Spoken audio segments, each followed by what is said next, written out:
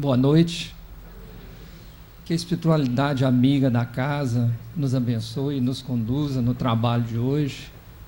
É uma alegria muito grande poder falar aqui em Varginha.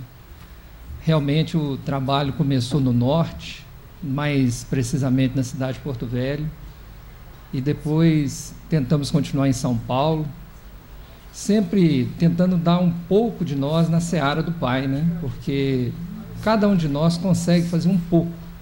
Não há necessidade de fazer grandes coisas, grandes trabalhos, basta que a gente faça a nossa parte.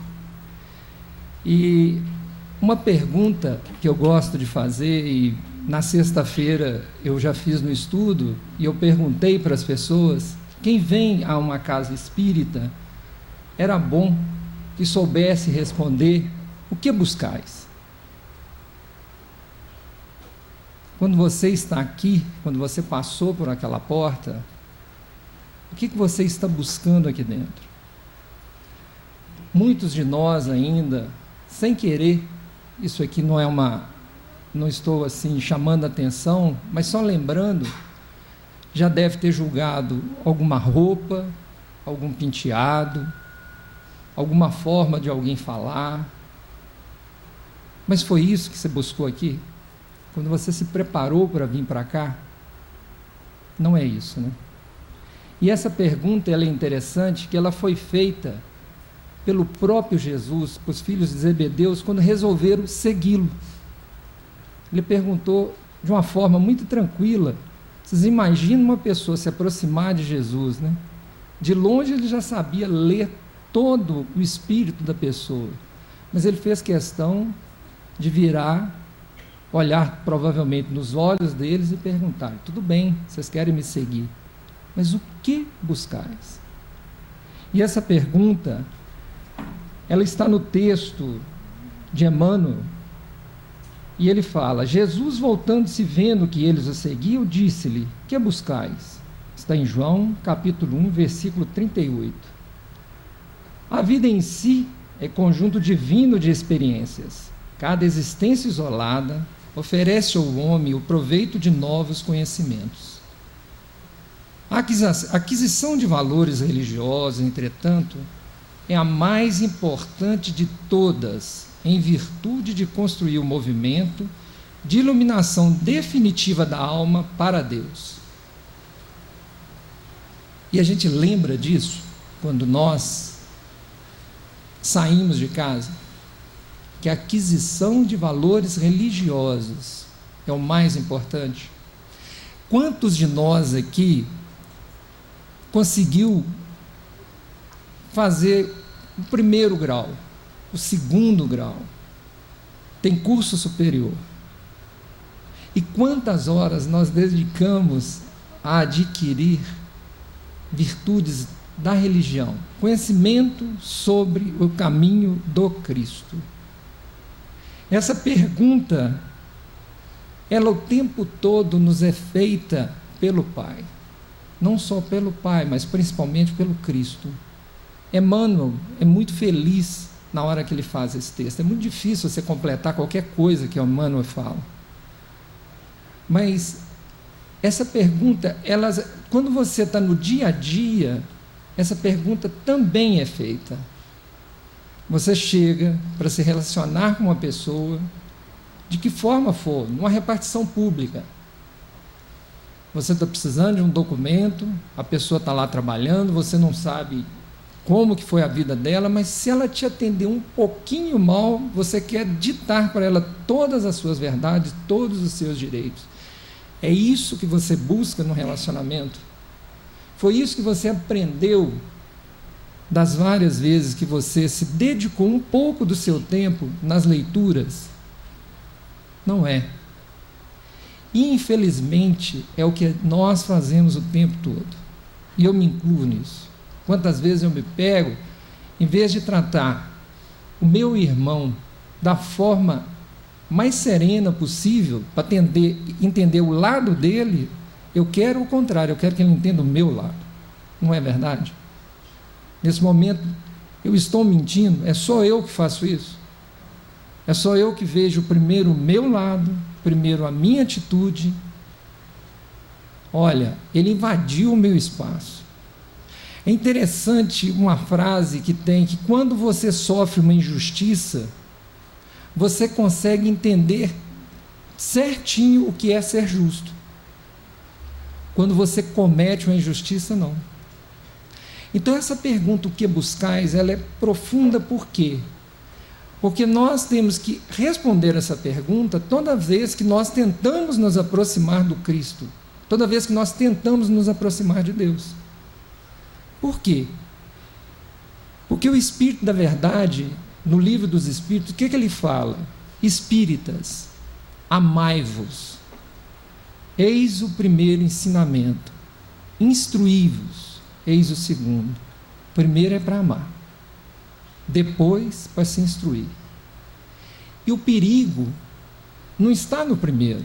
O perigo está no segundo. Na hora que você tenta se instruir, o que você busca? O que nós buscamos na hora que nós estamos instruindo?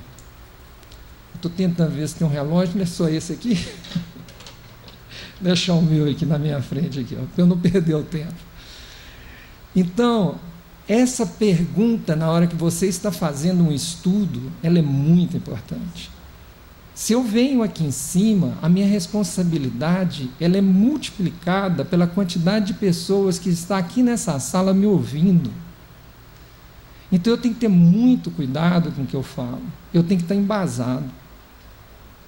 Eu não deveria chegar aqui e traçar uma teoria, nem eu ainda tenho certeza dela.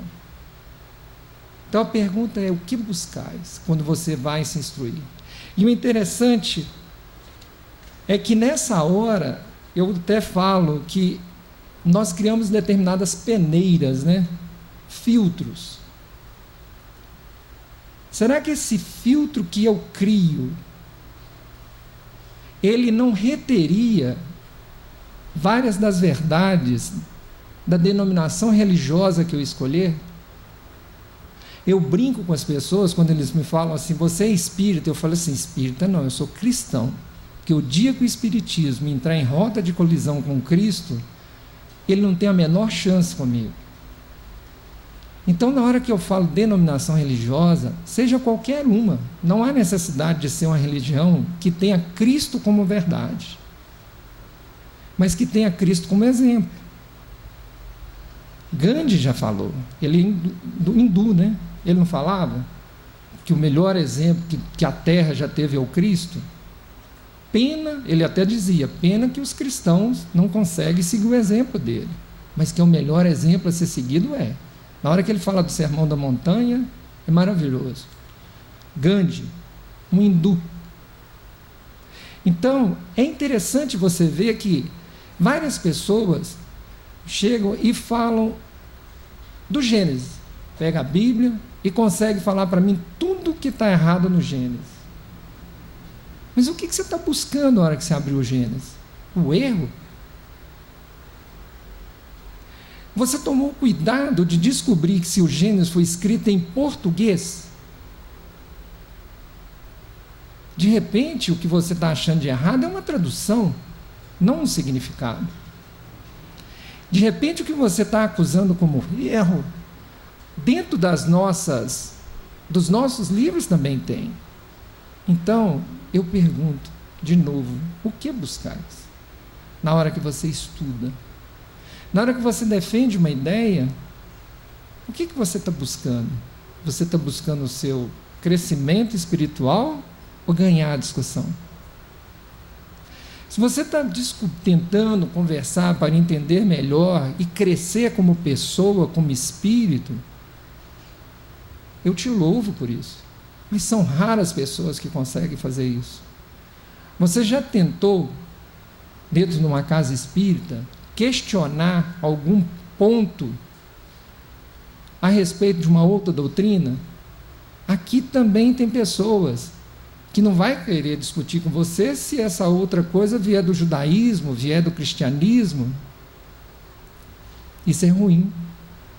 Porque lá falou instruí-vos. Não falou assim, instruí-vos pelos livros que nós vamos ditar a partir de hoje. Falou instruí-vos. Então, Aí eu vou buscar ajuda em São Boaventura. São Boaventura, ele é um teólogo, filósofo. Nós estamos falando de 1220 a 1274. E ele tem um texto que eu achei muito interessante e que é uma peneira muito boa da gente usar. Ninguém creia que lhe basta a leitura sem unção, a especulação sem a devoção, a investigação sem a admiração, a atenção sem a alegria, a atividade sem a piedade, a ciência sem a caridade, a inteligência sem humildade, o estudo sem a graça divina, a pesquisa humana sem a sabedoria inspirada por Deus. Dá para nós utilizarmos essa peneira? Acho que dá, não dá? Principalmente a última frase. A pesquisa humana sem a sabedoria inspirada por Deus. Que é muito interessante a gente falar sabedoria. Uma das primeiras coisas que começa o Gênesis é como?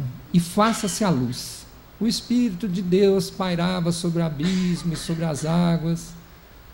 E aí, faça-se a luz. Que luz é essa? Essa luz física que a gente conhece? Claro que não. Porque os luminares só apareceram, se não me engano, no quarto dia.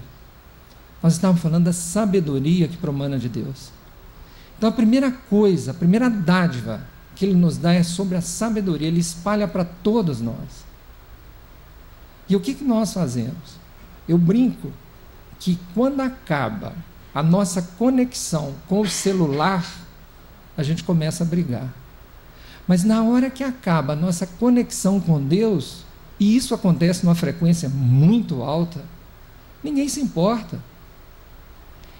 E a conexão começou lá no início da formação da Terra. E faça-se a luz. Se nós merecíamos ou não sermos iluminados por Deus, Ele não discutiu. E isso que é o bonito. Numa das músicas cantadas aqui, fala muito claramente, Ele não se importa com o que você fez. Você é filho e Ele vai te tratar como tal. Ele te ama igual. Recentemente nós tivemos uma figura humana que causa assim, uma boa impressão em todos nós, ela foi canonizada. O interessante é você saber que tanto ela, quanto a pior das mulheres que exista na Terra, e olha que eu estou falando a pior sobre a avaliação humana, que é a pior das avaliações que possa existir. Para Deus, as duas são filhas. E isso é muito bonito, por quê? Porque eu não consigo ainda compreender esse amor. Esse amor é muito difícil. E às vezes vem pessoas tentando explicar Deus. Eu falo, faz o seguinte, dá um passo para trás. Tenta explicar pelo menos o amor, depois você tenta explicar Deus. Como que nós vamos explicar o absoluto, sendo tão relativos como somos? Então, esse cuidado que eu falo que temos que ter. Se nós vamos fazer um estudo, solicitar ajuda do Pai para nos iluminar nessa tarefa que a gente for aprender. Porque muito do que a gente chama uma fé raciocinada, razão, será que não é vaidade? Será que não é nosso orgulho, de novo, tentando nos dar uma rasteira? E esse aqui é o nosso risco. E a gente cai todas as vezes nessa cilada. A hora que você discute em casa, será que você sempre tem razão? Não tem, né? Aí você vai para a rua, você já está perdendo estatisticamente em casa. Em casa você já não tem tanta razão assim. Aí vai para a rua relacionar com as pessoas e, de novo, tentando expor seu ponto de vista da pior forma possível, Será que você tem razão? Então, tem uma cena muito interessante que é descrita no livro do Paulo Estevão. A hora que Paulo, já transformado, o Saulo, né? Ele está transformado, ele já teve o encontro com o Cristo na estrada de Damasco, e ele toma a decisão que ele vai converter todos os judeus, porque ele, um doutor da lei, uma pessoa que sabia sobre tudo, se ele conseguiu entender, ele tinha certeza absoluta que ele ia conseguir converter todos os judeus. Ele ia para a sinagoga, assim, ia ser facinho, facinho, né? É assim que a gente fala aqui em Minas. E aí, chá comigo. É interessante, eu vou ler essa parte, porque ela chama a atenção. Saulo ouvia assombrado aquelas considerações justas e o bondoso apóstolo, aqui está falando de Pedro, né? Continuava: Deus é a providência de todos. Gente, imagina a paciência de Pedro explicando um recém-convertido, né? Pedro que já tinha entendido o processo, Pedro que já tinha vivido o apostolado junto com Cristo. Imagina a paciência dele, aquele amor, explicando para ele, né? Primeiro, quem lê o livro, né? Não vou falar porque o livro é interessantíssimo de ler, né? Mas quem lê o livro vê a paciência do Pedro, o acolhimento do Pedro. Pedro não cobra nada dele, né? Afinal de contas, ele só não atirou a pedra, mas quem apedrejou Estevão foi Paulo, né? Então ele falando: Deus é a providência de todos, ninguém está esquecido. Para que juízes melhor da situação, admitamos que fosse mais feliz que Judas. Figuremos tua vitória pessoal no feito. Então, assim, primeiro ele concorda com o Saulo, né? Porque ele viu que ele estava tão entusiasmado que falou: não vou nem tentar convencê-lo do contrário. Aí, com muito tato, ele fala: concedamos que pudesse atrair para o mestre toda a cidade. Aí a outra pergunta é bacana: e depois? Deverias e poderias responder por todos os que aderissem ao teu esforço? A verdade é que poderias atrair, nunca, porém, converter. Como não te fosse possível atender a todos em particular, acabarias execrado pela mesma forma. Se Jesus, que tudo pôde nesse mundo sob a égide do Pai, espera com paciência a conversão do mundo, porque não poderemos esperar de nossa parte. A melhor posição da vida é a do equilíbrio.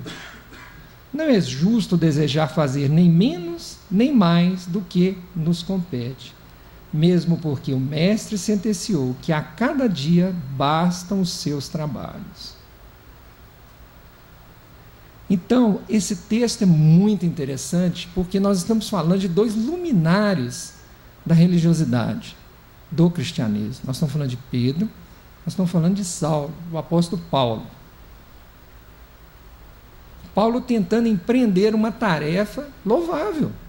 Ele queria mostrar para os judeus, aqueles judeus que crucificaram o Cristo e tudo mais: gente, vocês cometeram um erro, presta atenção.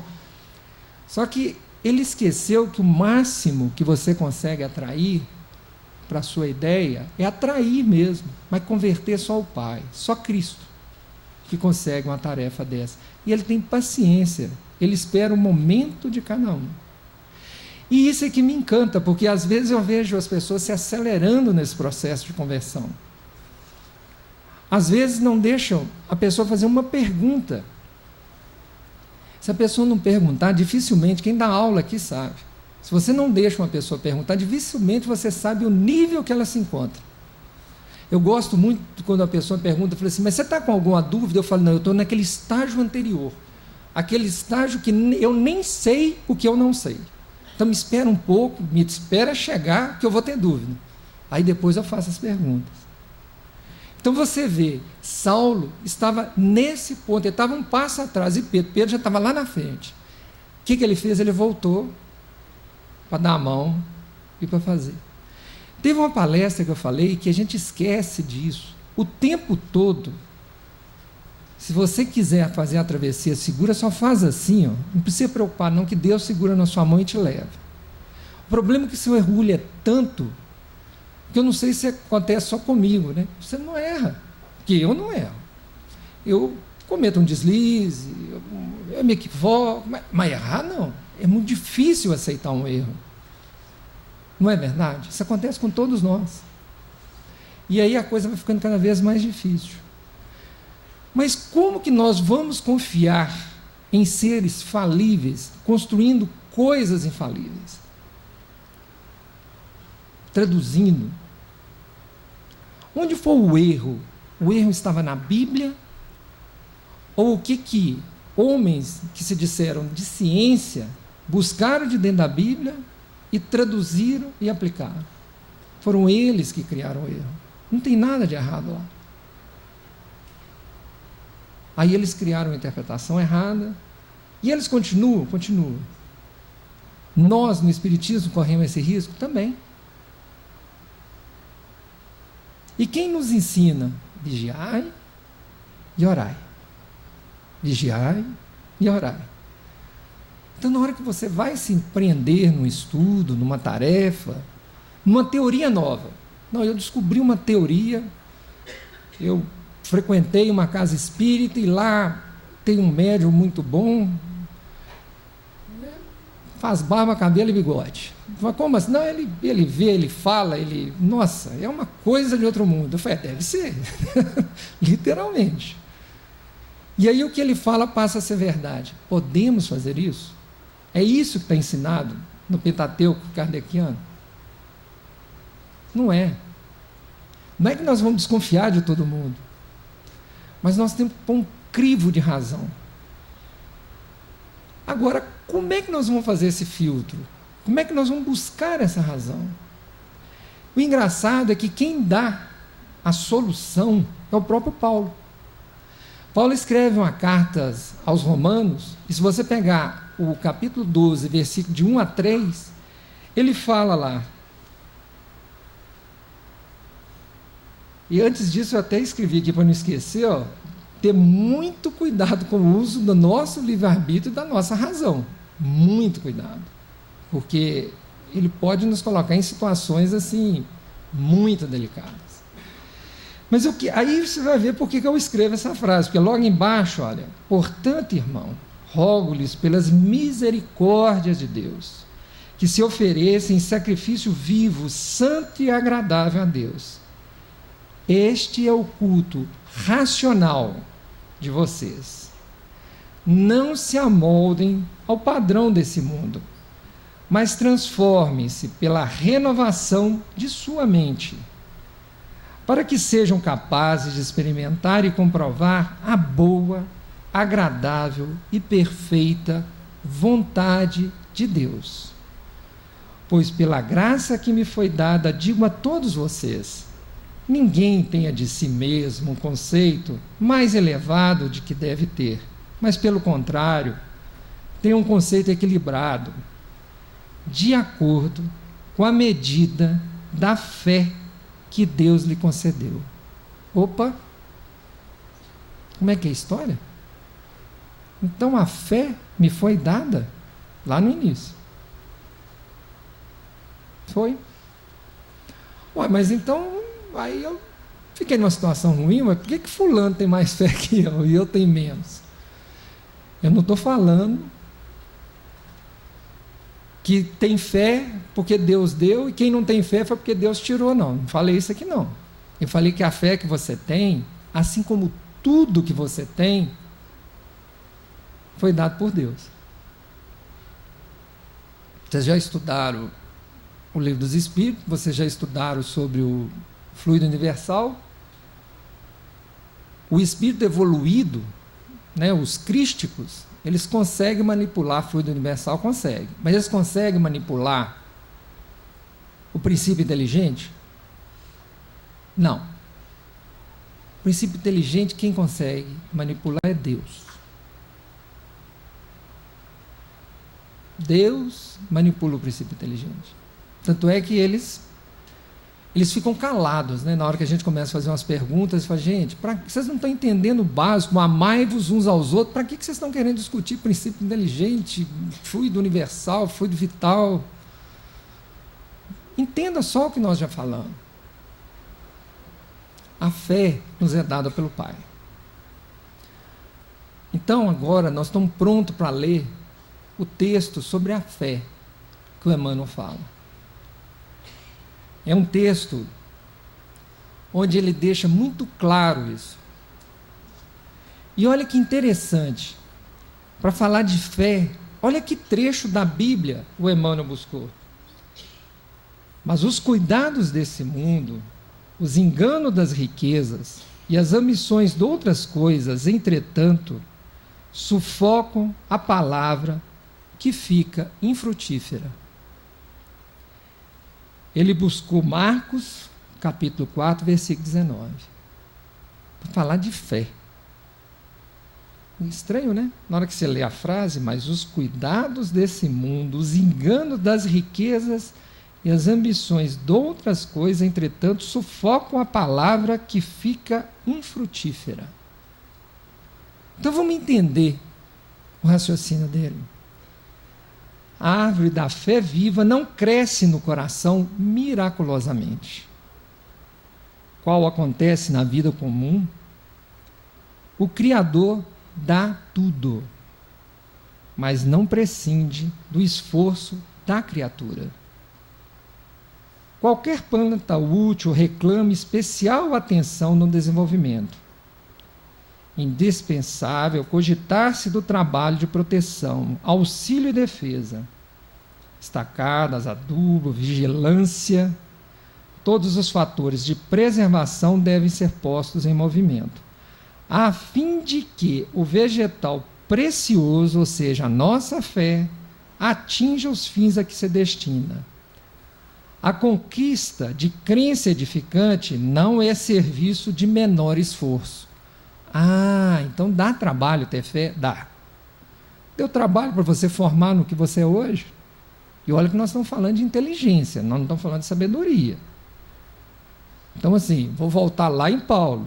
Não tem uma medida além do que você é. Não se orgulhe tanto assim. É importante o que você é. Você é único para Deus. Cada um que está aqui, cada espírito aqui presente é único para Deus. Mas o Paulo falou assim, gente, mas baixa a bola, vamos todo mundo junto. A maioria das pessoas admite que a fé constitua a milagrosa auréola doada a alguns espíritos privilegiados pelo favor divino. Isso não acontece. Madre Teresa de Calcutá, ela não tem mais fé, porque Deus falou assim, eu vou colocar essa mulher com bastante fé para ela conseguir fazer todo o trabalho que ela faz. Ela adquiriu a fé pelo trabalho que ela faz. É igual Divaldo.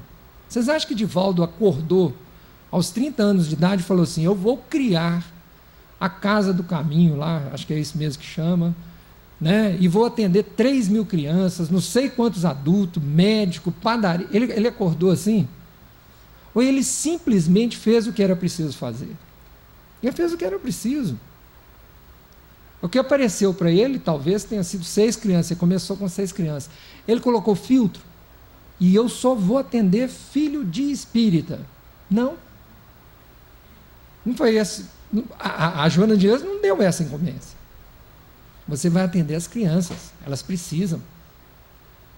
Não é verdade? E aí ele começou, parece uma tarefa pequena, né? Mas, gente, vocês já viram o tamanho do trabalho dele? E vários outros.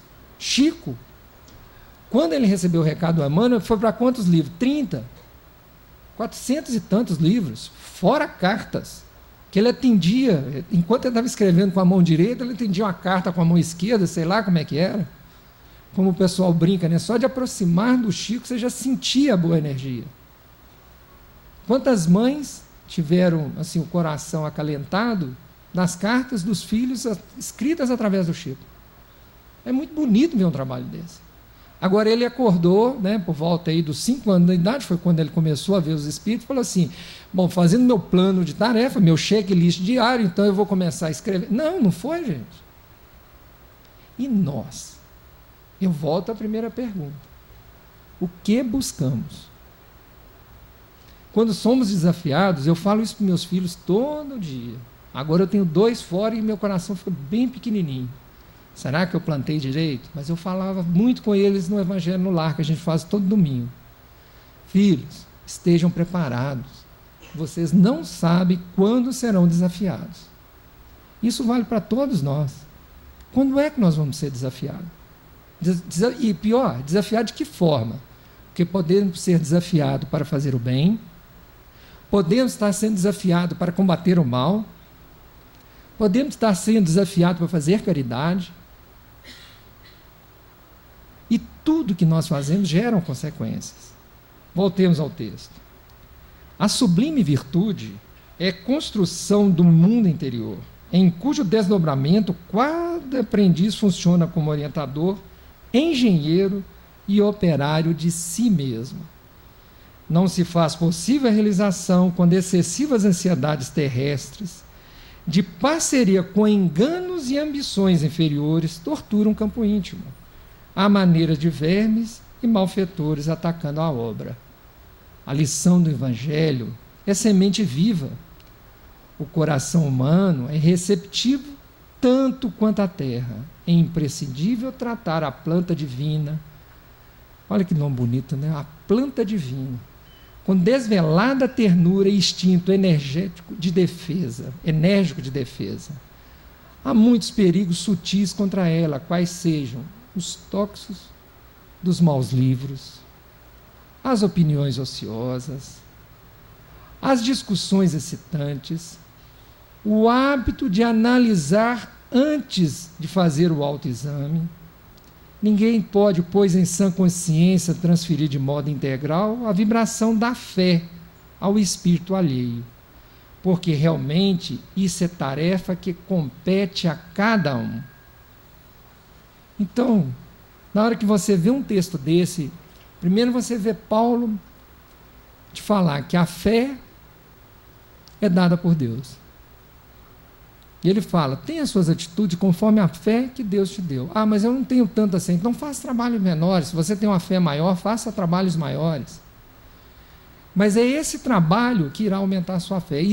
Teve, quando eu era criança, uma campanha da fraternidade, em que teve até uma música, que eu não lembro agora, mas que não apague em mim essa luz, né? Como é que começa? Eu não lembro agora. Mas era tão bonita na hora que você prestava atenção na letra, que era muito claro que a letra ia falando da luz começando em você e você expandindo essa luz para as outras pessoas. Então, existem muita coisa boa vindo em sua direção de vários credos religiosos. A minha experiência no Norte foi muito interessante, porque o Norte tem muito evangélico. E às vezes a gente tem até um certo preconceito com o Evangelho. Eu adorava conversar sobre Bíblia com os evangélicos. Eles dominavam aquele assunto. E era interessante que eu conversava com o motorista do caminhão, o mecânico. Nenhum era engenheiro, doutor, eram todas pessoas simples. Mas você olhava nos olhos dela, e na hora que elas falavam com convicção. E aquilo que elas falavam, o mais importante elas cumpriam. Mas não era um cumprimento assim de viseira, não. Era muito interessante. E aí eles sentiam assim uma firmeza. Gente, eu sou engenheiro. Um engenheiro numa obra é reverenciado. Então eles ficavam com vergonha de entrar na minha sala. Mas na hora que eles descobriram que eu não me importava de falar de Deus, eles entravam na sala para conversar comigo. E falar de experiências dele. E vários deles contavam experiência que nós catalogaríamos como milagres, mas na verdade nada mais era que a espiritualidade maior ajudando em situações que eles precisavam.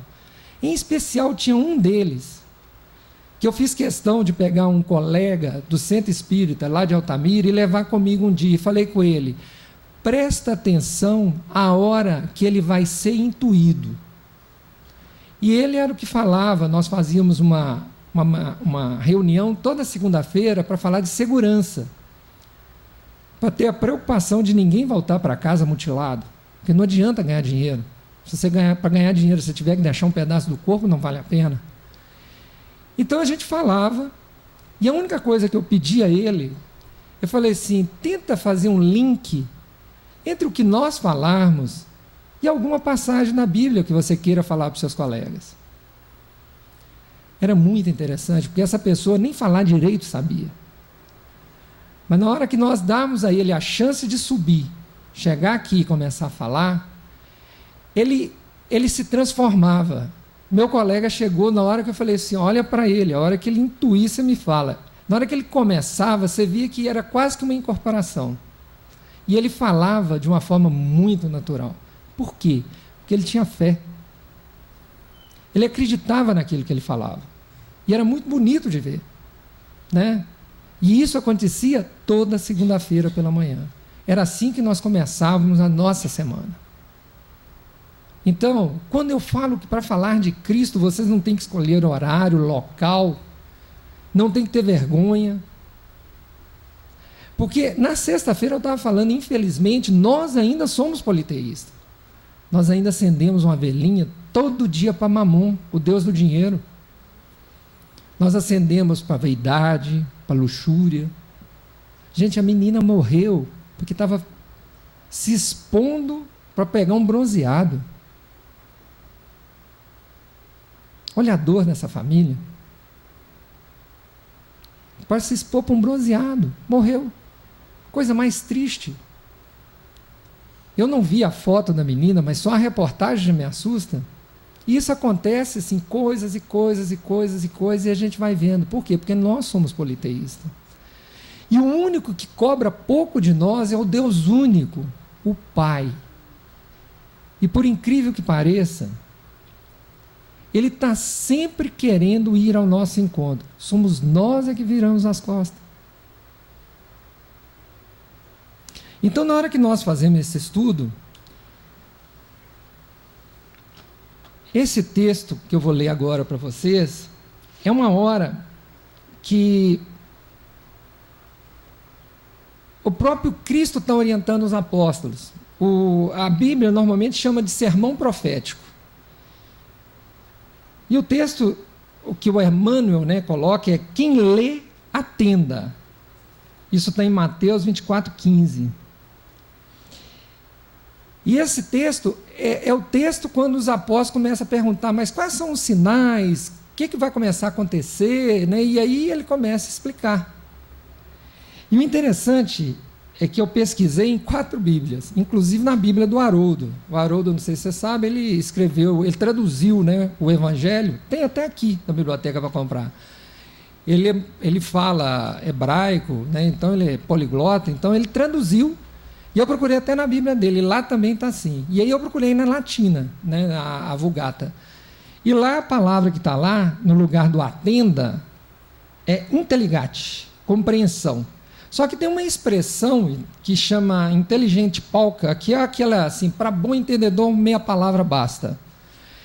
Eu falo que o Emmanuel, ele é muito sutil, porque em nenhuma Bíblia vocês vão encontrar a palavra atenda, vocês vão encontrar a palavra entenda. Quem lê, entenda. Só que Emmanuel coloca atenda. Por que será que Emmanuel fez isso? Eu gosto de usar a minha razão para isso, esse tipo de desafio. E aí ele fala: assim como as criaturas em geral convertem as produções sagradas da terra em objeto de perversão dos sentidos, movimento análogo se verifica no mundo com referência aos frutos do pensamento.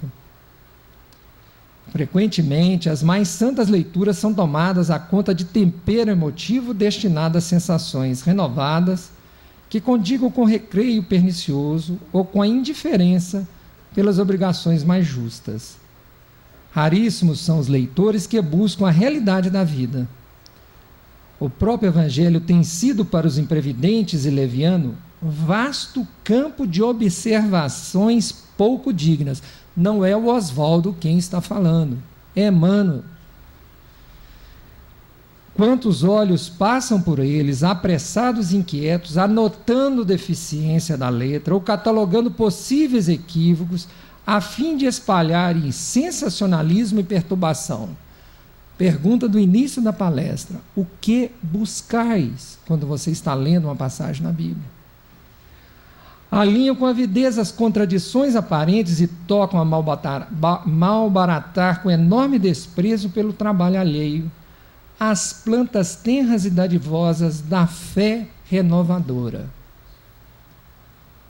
A recomendação de Jesus, no entanto, é infinitamente expressiva. É razoável que a leitura do homem ignorante e animalizado represente conjunto de ignominiosas brincadeiras, mas o espírito de religiosidade precisa penetrar a leitura séria, com real atitude de elevação.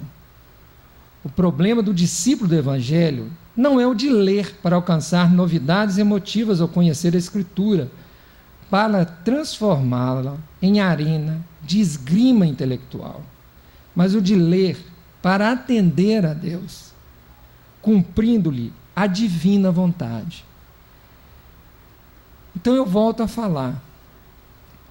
Na hora que nós empreendemos uma tarefa séria, como é estudar as Escrituras, eu já vi, inclusive, escritos dentro da nossa doutrina,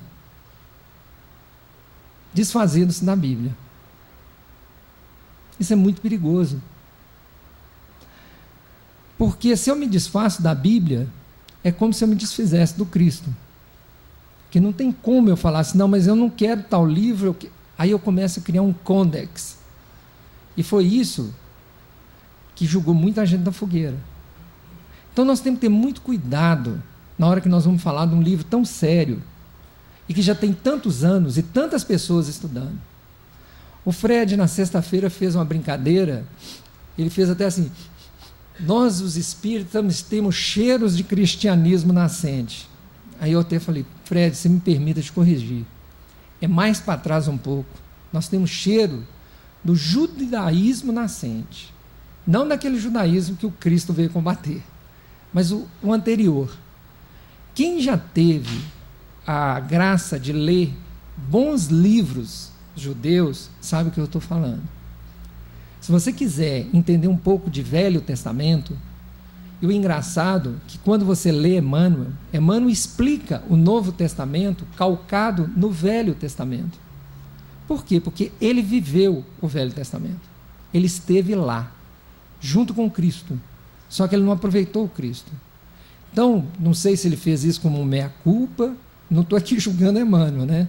Eu sei que hoje é considerado na espiritualidade um dos espíritos mais respeitados no que diz respeito às Escrituras. Se Emmanuel que Emmanuel estuda até hoje as Escrituras, Oswaldo, um irmão menor, um espírito ainda em caminhada, cheio de erros, eu vou abrir mão disso? Não vou abrir mão disso, não vou abrir mão de livros, não vou abrir mão de verdadeiras amizades. Por quê? Porque eu sempre procuro responder a pergunta: o que eu busco? E aí eu busco o Cristo, que é uma forma de não errar. Quando você busca o Cristo, eu não estou falando de procurar o nome Cristo no texto, mas os exemplos do Cristo no texto, que aí a coisa fica muito mais fácil. Quando você busca as atitudes do Cristo e compara as atitudes do Cristo com a atitude que você vai tomar em relação a qualquer coisa, a sua vida começa a melhorar. Será que você tem sempre a verdade na sua mão? Será que vale a pena eu misturar a ciência com a religião? Vale. Mas vale a pena eu tentar explicar Deus? Eu ainda não sei amar. Então, na hora que você começar a enfronhar numa pesquisa maior, eu sugiro, dê a mão para o Cristo, entre para o texto que você quiser, de qualquer denominação religiosa, que você vai sair do outro lado uma pessoa melhor. Mas se você der a mão para a sua inteligência, que é uma coisa bem material, a chance de você sair do outro lado de uma forma pior do que você entrou é muito grande, porque ainda temos vaidade, orgulho, tudo isso para trabalhar em nós. Gente, eu não estou aqui chamando a atenção de vocês, eu estou aqui tentando passar para vocês um pouco do que eu faço. Eu evito, quando eu sou convidado a dar uma palestra, de tentar colocar minhas opiniões. Tem coisa que eu concordo, tem coisa que eu não concordo tanto. Mas a que eu não concordo tanto, será que eu é que não estou preparado para aquela verdade naquele momento? Será que o problema não é em mim? Será que aquela sabedoria que foi distribuída lá no início, será que eu busquei dela? Então eu falo que todos nós que vamos tomar alguma atitude que possa movimentar pessoas, lembremos de Saulo, lembremos de Pedro, tudo bem. Você vai conseguir atrair pessoas para suas ideias, mas você vai conseguir convertê-las, você vai conseguir mantê-las e principalmente você vai conseguir respeitá-las igual Cristo respeitou? Então pensemos nisso. E durante a semana, desejo a cada um de vocês, com esse semblante suave que eu estou vendo na cara de todo mundo, que sejamos luz, mas luz de sabedoria na vida de nossos irmãos. E quando formos desafiados, e não saberemos quando chegará esse momento, lembremos das palavras do Cristo. Amar, eis o primeiro mandamento. Instruir já é o segundo. Tá bom? Muito obrigado pela atenção de todos.